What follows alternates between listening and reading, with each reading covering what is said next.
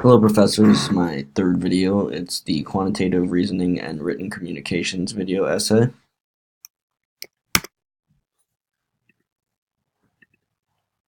So to start, according to the syllabus, quantitative reasoning is or involves the ability to use established methods of computation, contemporary technology to analyze issues and answer questions germane to their environment.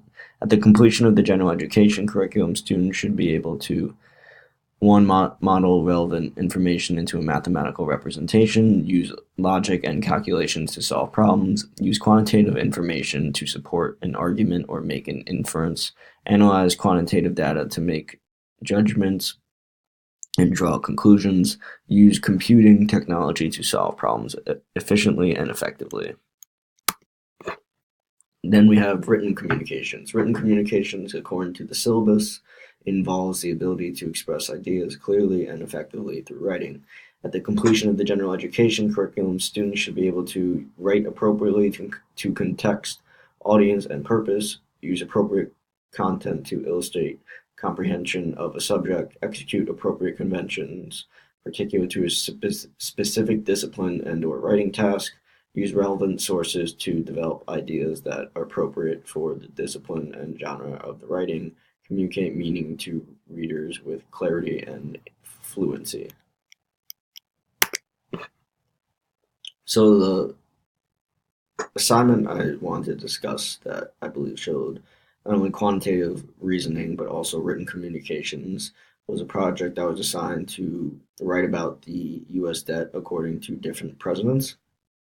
And the way to measure the U.S. debt by president is by summing up his budget deficits.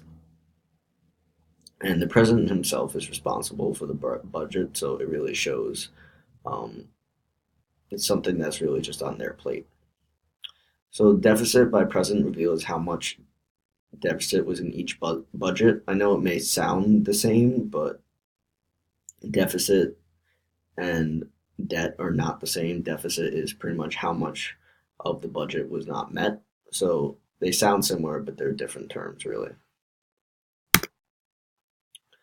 So I had to talk about a lot more presidents, but for this presentation, I thought I'd narrow down just the last three.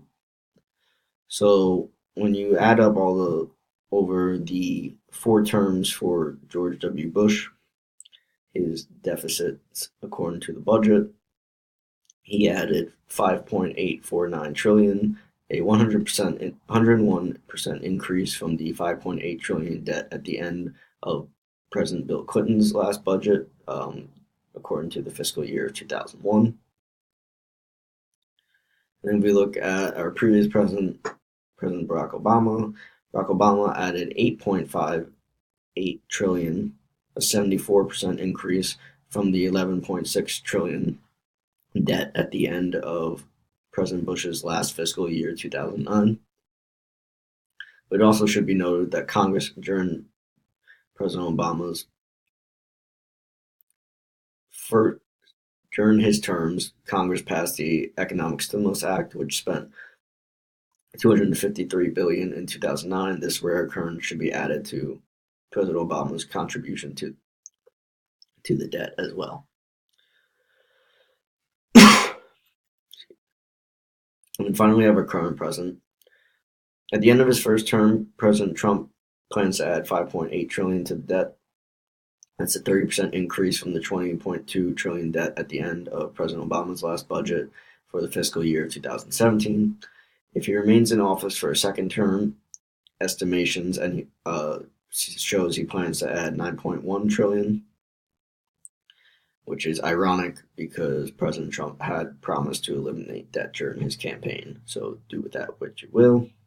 But to conclude, the way I had to compute these debts and then also present it in a written essay format, I think best exemplifies not only the written communications to be able to present this in an essay form like I had to, but also the quantitative reasoning to be able to find data, compute the data, and then present it in a way that was efficient and understandable.